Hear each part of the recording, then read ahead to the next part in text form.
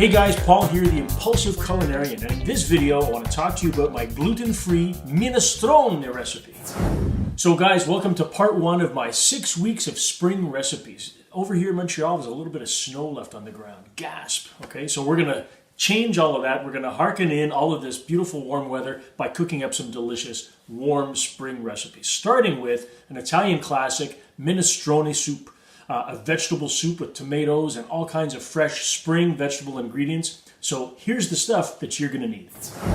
So for this delicious gluten-free minestrone soup recipe, guys, you're going to need 3 tablespoons of olive oil, 10 shallots thinly sliced, 3 celery stalks, also thinly sliced, 2 carrots peeled and, you guessed it, thinly sliced, 5 garlic cloves, thinly sliced, and 1 large zucchini finely chopped.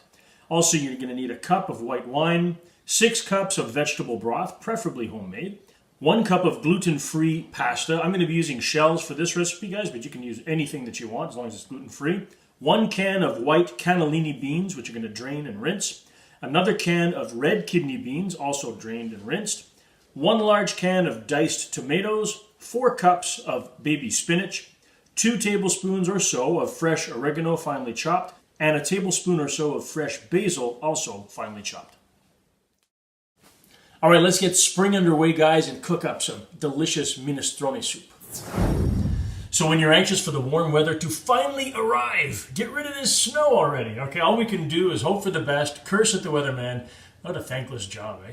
And make some nice recipes that are going to make us feel like it's springtime. So garden vegetables, tomatoes, beautiful vegetable broth, hopefully homemade. Nothing says spring like minestrone soup. If you're like us and you make your own vegetable broth, well, ours is frozen, so you want to get that in a separate pot, all right? So grab yourself, not your soup pot, but just, a saucepan like this, and warm up the broth so that it's ready to go when you need it. You don't want to add frozen or cold broth into your nice warm vegetables. It sort of, kills the momentum. So heat up your broth. All right, so you know how much I love to use shallots in almost all of my recipes. So around a small box like this is going to be the quantity that I'm going for. And if you don't have shallots, you can always use 2, 3, or 4, depending on the size, medium yellow onions, whichever you prefer, but go shallots. All right, so next give your 3 big celery stalks a good rinse and slice them up. All right, 2 big carrots, same deal. Peel them, slice them up. Hey, while we're in prep mode, we might as well get that garlic out of the way too. 5 big cloves. So you're chopping stuff up. Chop the zucchini, get it over with. Why not? Before you put the knife away. Now, in the absence of finding a large zucchini at the store, get the 2 of these little medium-sized guys. You be the judge. I think I said finely chopped. I want to do thinly sliced. I changed my mind. Yes, indeed. Yummy spring vegetables. Ah, come on. Hey, if that doesn't melt the snow, I don't know what will, guys. All right, so all the chopping is done. My broth is just come to a boil, so I put it down to low to keep it simmering and hot. Let's start cooking something. All right, let's get the soup pot over medium heat. And then add 3 tablespoons of olive oil. Okay, once that pot is good and hot, guys, get the mirepoix, the 3 ingredients of mirepoix, celery, carrots, and onions, into the pot.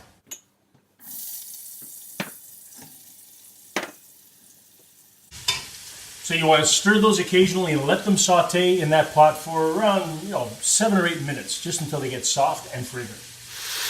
And there it is, guys, the magic of mirepoix in the making. So while that mirepoix is sauteing in the stock pot, I've gone ahead and rinsed my white cannellini beans and red kidney beans. Each can is 19 ounces, so got a good batch of beans right there. Oh, that smells so good. Bean thief. So if you're really bored while your mirepoix is cooking down, go ahead and start trimming your oregano and basil leaves. Nothing says spring like fresh herbs. Even if your garden isn't growing yet, damn it, find some fresh herbs and make it feel like spring. Push the season, push the season. It would not be a spring recipe without these beautiful, fresh, fragrant herbs. That's springtime for sure.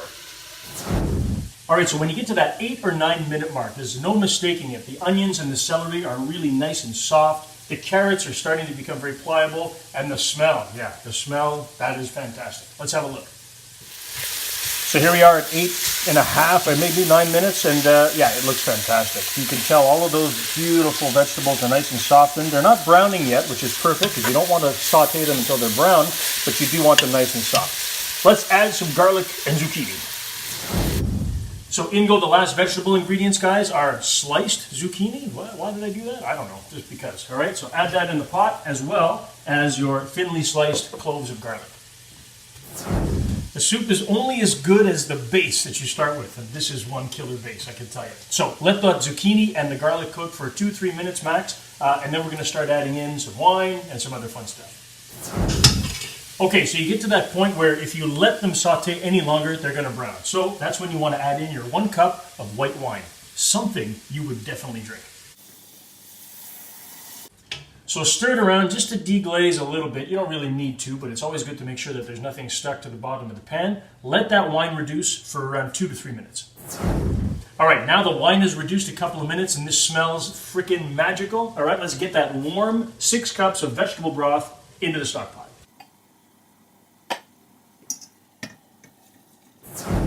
All right, so give that a quick stir and let it come to a gentle boil. You want it to be boiling before you add in the pasta and the rest of the ingredients. Chop up some herbs while you're waiting. So when I say 4 cups of baby spinach, you don't have to put it into 4 cups. Just, a container like this is approximately the amount I'm talking about. These ones are quite big, actually. They're not as small as I'm used to. So I'm just going to give them a rough chop so that I don't have long strands of spinach, but you can just put them in as they are if you like. Okay, so now that that broth has come back up to a gentle boil, it's time to add all of the rest of the ingredients, starting with your 1 cup of gluten-free pasta. So I'm using these little shells because I think they're kind of fun. And if you want to use any other type of noodle, guys, it doesn't really matter. Whatever you feel like. In go the beans. And your can of diced tomatoes. And then, of course, your baby spinach and your fresh herbs.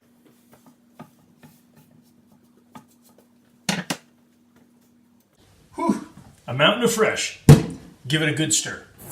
Well, that's a whole lot of delicious in one place. So the next step, the whole purpose of this now is to bring it back up to a gentle boil again and cook the pasta. Now, depending on the instructions on your package, you've got quinoa, rice, corn, all different types. They all take different times, anywhere between 10 to 20 minutes if you're just making the pasta by itself.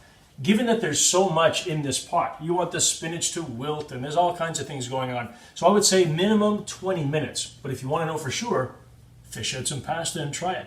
When it tastes the way you want, al dente or really well cooked, your soup is ready. So it shouldn't take too long, guys, to get this back up to the boil after adding all of the last ingredients, the diced tomatoes and all that good stuff. It already smells delicious. But once it starts to simmer, just like that, you want to partially cover it up and bring the heat down to medium-low and let it go for around 20 minutes. So I'm at around the 18-minute mark. I'll be honest, I'm happy with the consistency of it. I'm going to take it off the heat. And now the question of seasoning, salt and pepper. So everyone's got a different story about having, I want to use less salt or more. So I'm going to tell you what I'm using, and you be the judge. A scant tablespoon of kosher salt with a really good amount of freshly ground black pepper. So this is exactly what I was looking forward to. Those pasta shells, I've tried a few. They're cooked just the way that I like them. A little bit of chewiness left to them. Those baby spinach leaves have wilted just enough, but they're still whole enough to make an impact on the color of this soup. And those vegetables are beautiful and tender. Let's have a bowl. So that's my idea of a great start to a spring recipe extravaganza, guys. A beautiful savory bowl of minestrone soup with fresh herbs, fresh vegetables. If that doesn't get springtime started, guys, I don't know what will. Guys, I hope you enjoyed this video, and if you did, hit that like button and be sure to subscribe to the channel so you don't miss any of the next recipes coming up in my 6 weeks of spring recipes. My name is Paul, the Impulsive Culinarian, signing off. Don't forget to join me every Thursday night for my quick and easy healthy recipe videos, every Saturday for the gluten-free, dairy-free feature episode, and every Wednesday Join me live right here in the Impulsive Culinarian kitchen where I open up a brand new vintage of some delicious wine, and I'd love for you to join me at 8:30 p.m. Eastern Standard Time every Wednesday. Catch you in the next video, guys.